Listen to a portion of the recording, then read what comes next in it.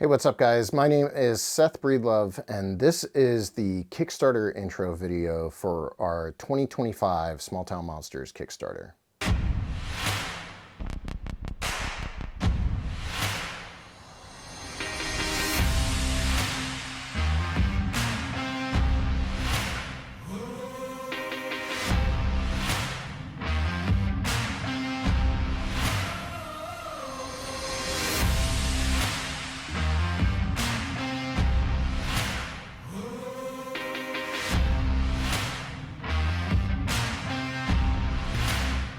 Small Town Monsters was technically started in July of 2014, and originally Small Town Monsters was a much smaller project. Small Town Monsters has grown since 2014 when we started from an initial crew of basically just myself.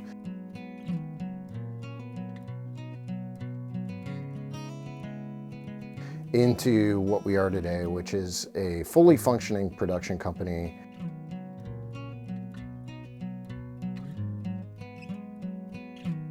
Overseen by me, but run by a multitude of different collaborators and crew members, many of them infinitely more talented than myself. But once you hit land of Algonquin or whatever, It needs the to New change. York, Yeah. Vermont because it fades out right there. Yeah. So you have like a change. Like The front, right? Did you? Yeah, walking. So that's this. Yeah, but probably a more. I want a couple different angles on that. So one in the woods and then one further up toward the top of the hill. Right. In the filmmaker camp, we have Alexander Pedikov and Eli Watson, who also make projects. I see something moving. What's that? I just want to see something moving, so I know what to look for. Right now, I don't have a frame of reference for a creature. One of Eli's big projects for this year is Siege of Ape Canyon, the movie that will be sort of the tentpole film for our 2025 schedule. Alexander Pedikov does a bunch of different great series that are running over on our YouTube channel and are now available on other platforms like Tubi and Amazon. Both of them have been involved in the company for a few years now. Alex has been involved going all the way back to 2016. These are essentials. I don't know if you're filming that, but walkers. I think we're good with those. I'll probably have Adam use Handycam, and I'll give you the A7 III so we can swap back and forth. Sure. And whatever. Beyond Alex and Eli, we also have Zach Palmisano, who does all of our design work and creates our YouTube thumbnails and does a lot of hand-drawn logos and things you've probably seen over the years but didn't know who to credit for those. It was Zach. Beyond Zach, we have Heather Mosier, who does our research work, a lot of the research work. Heather's been involved with SDM now since 2019 and has graduated into the role of CCO. She's our Chief Creative Officer, helps decide projects we work on, and points us in the right direction when it comes to story. Heather is helped by Aaron Deese, who also runs our social media and has been involved in Small Town Monsters for about 2 years now. Aaron also writes the Dogman books that have been sort of the biggest books we've published as a company.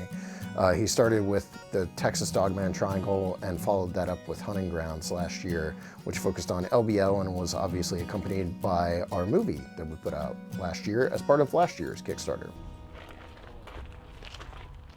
How are you feeling? Great.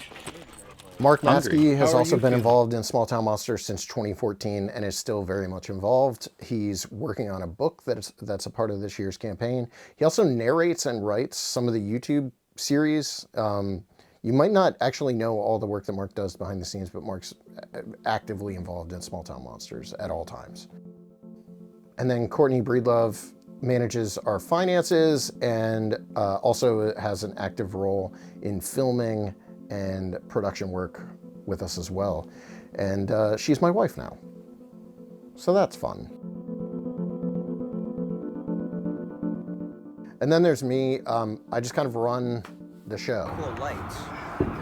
Why'd you just shine a light in my face? Something flew in my eyes. I don't like to tell people what to do, but I try to direct things that are going to be on camera and things behind the scenes, and just kind of keep us heading in the right direction. That's my number one goal. And then I get to stretch my creative muscles with projects such as Dawn of the Dogman and From the Beyond, or some of the YouTube content I'm working on this year, like our Bigfoot Decoded series that's starting up, the Bigfoot Archives, and some surprise projects we have coming in later in the year that I'll be working on as well. I mean, the crazy thing about our first movie is that it was seen by thousands, literally thousands of people at screenings and all that kind of stuff. I mean, for a movie like that, and then the kind of notoriety locally it gained, we won't, I've told them before, we'll never touch the level of notice we got on that movie locally ever again. Oh, no, keep on. It became like a local meme. Like Really? It was everywhere. I would come into work and people would come over to my desk and be like, "Hey, I heard them talking about your movie on the radio this morning," and like I had no idea that was going on. Like we hadn't. It got to a point where it was so big it was beyond us, and like other people were like Fox News ran clips from the movie, and I found out from one of the people in the movie. I had no idea that was going to happen. They were like, "Hey." One of the guys in the movie texted me and he's like, "Hey man, I was just on TV. I think this movie's gonna be a lot bigger than you thought." Yeah. And like, so locally, in at least in Northeast Ohio, last summer, there were like a few weeks where I feel like it was everywhere. Small Town Monsters started as a film project called Small Town Monsters. I was not originally thinking of this as being a production company. It was just sort of this thing that happened because we were making a movie called Minerva Monster that was about a rash of Bigfoot sightings that took place outside of the town of Minerva here in Ohio. Minerva did well enough that it was able to create an interest in a second film, which became Beast of Whitehall, and Beast of Whitehall was followed by Boggy Creek Monster. Those first three films were all funded through Kickstarter. And we continue to fund a lot of the content we create at Small Town Monsters through Kickstarter, although at this point there's so much that we're producing that the Kickstarter only covers a tiny fraction of what we do here. The company has always been geared around friendship and family. It's just the natural way it is, due to the fact, I guess, that it's run by myself and you know, my son Tommy is 7 now. He's been on film shoots as far back as 2 weeks. When he was 2 weeks old, he was on a film shoot down in Point Pleasant, West Virginia. So family is a big part of what we do. So there's a big part of this that is just about collaborating and working with really talented people doing stuff that we all love. Yeah, you're good. How's this? What's up? Sorry. Oh, this one. Yeah, this one. You're good. No, I mean, You got your shot the way you want it? Our goal as a company has always been to document and create interesting films out of the stories and cases that we document. Unlike paranormal television and mainstream stuff, our goal is simply to document what actually happens on camera and give it to an audience to objectively watch for themselves.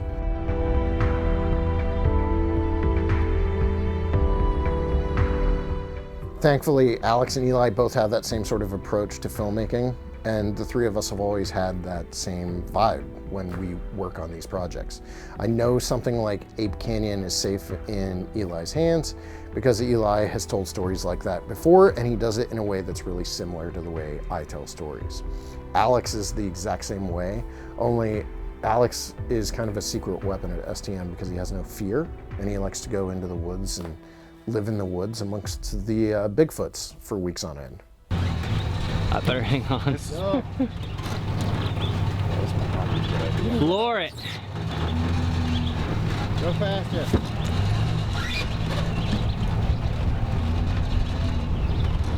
It'd be awesome if he drove into the swamp. I mean, awesome, not awesome. This is cool. Just drive straight back in there. No. I want to see what's back there. You know, when I think back to some of those early days working on films, the thing that stands out to me the most, especially on a project like something like Minerva Monster, is this memory of those people that worked on it, those of us that worked on that film, just being so intent on telling that story in the best way possible, in the most comprehensive way possible. I'm just trying to make a movie. But we also had a blast while making that movie. We had a blast while making Beast of Whitehall. We had so much fun making Boggy Creek Monster and The Mothman of Point Pleasant and Invasion on Chestnut Ridge and Flatwoods Monster and Brave Red Beast. All the movies that came out after that. We've always had a great time when we're actually, behind the cameras, getting the footage that we need to get. Some of my favorite memories of working here are those days and hours spent in the field with Zach or Heather or Shannon LeGros or some of the people that work on our numerous projects. I have so many great memories of just laughing while being out doing something that should be very serious, and we do take very seriously. But we've had some of the funniest, most memorable times have just been working on these projects. It's a circle of life, and it moves us all.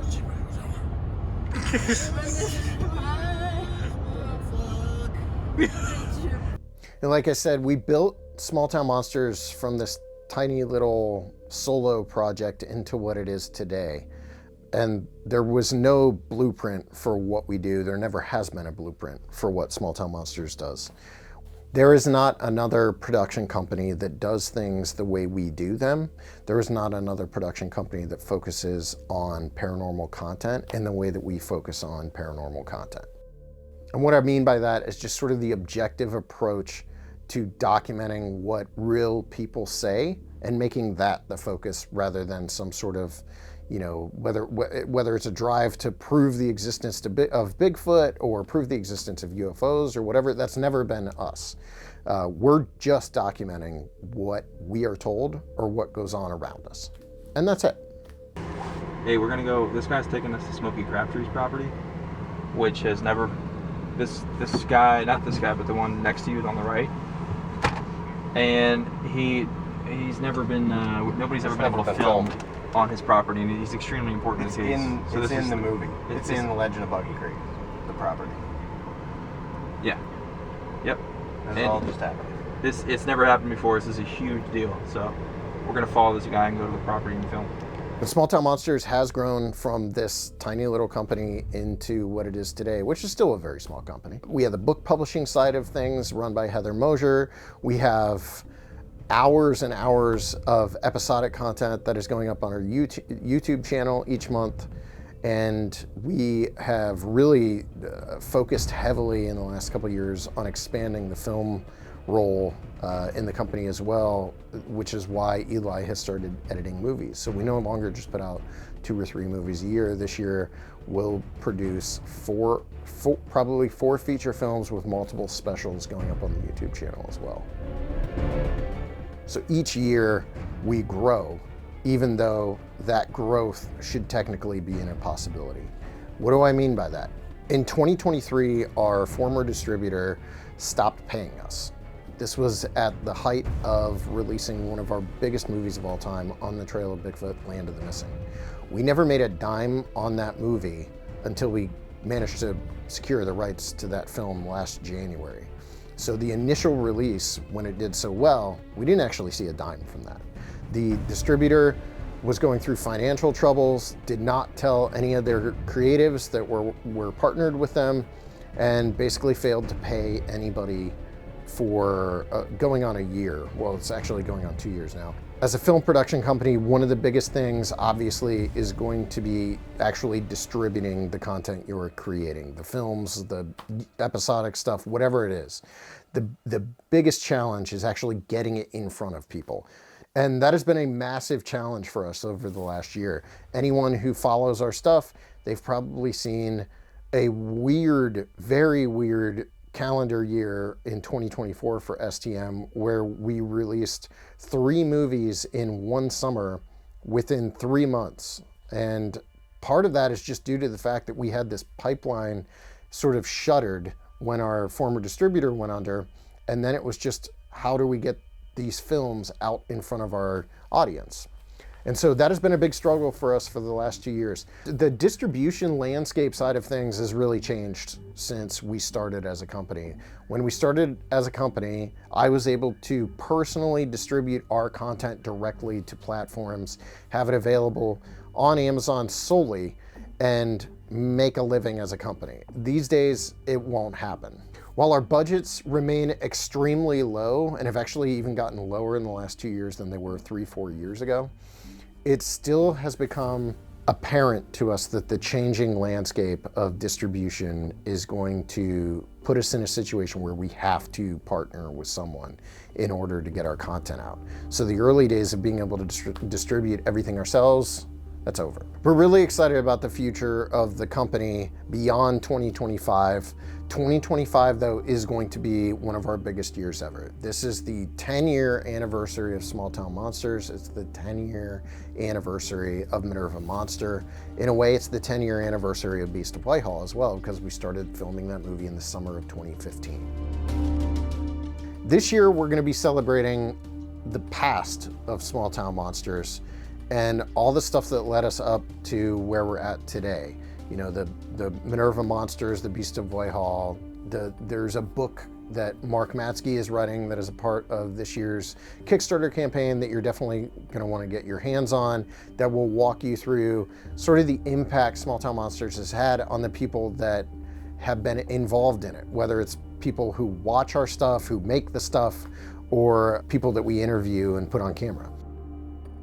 In 2025, beyond just the films that we're producing, we're going to continue producing other amazing content, including the stuff that will be up on our YouTube channel. There is no way I'm going to remember every title off the top of my head because I didn't take notes or write down anything. I don't have a teleprompter. What I can remember is the fact that we are bringing back Bigfoot Beyond the Trail. Right now it's on a hiatus. This spring/summer it will return with a newfound focus, and I'm very excited to get that show back. In the meantime, Alex is still working on the Appalachian Bigfoot files.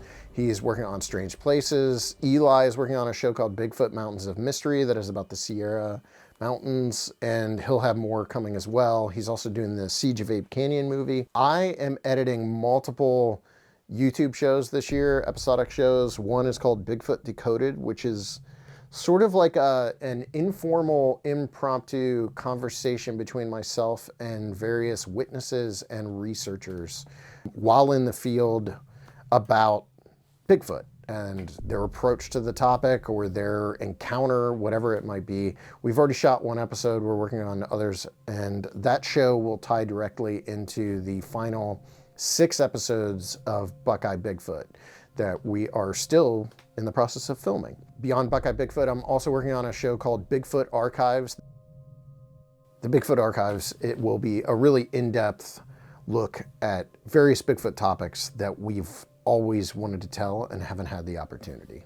We also are going to be bringing back the Bigfoot Project later this year, so stay tuned for that announcement. We haven't announced it anywhere else. This is the first place I've mentioned it.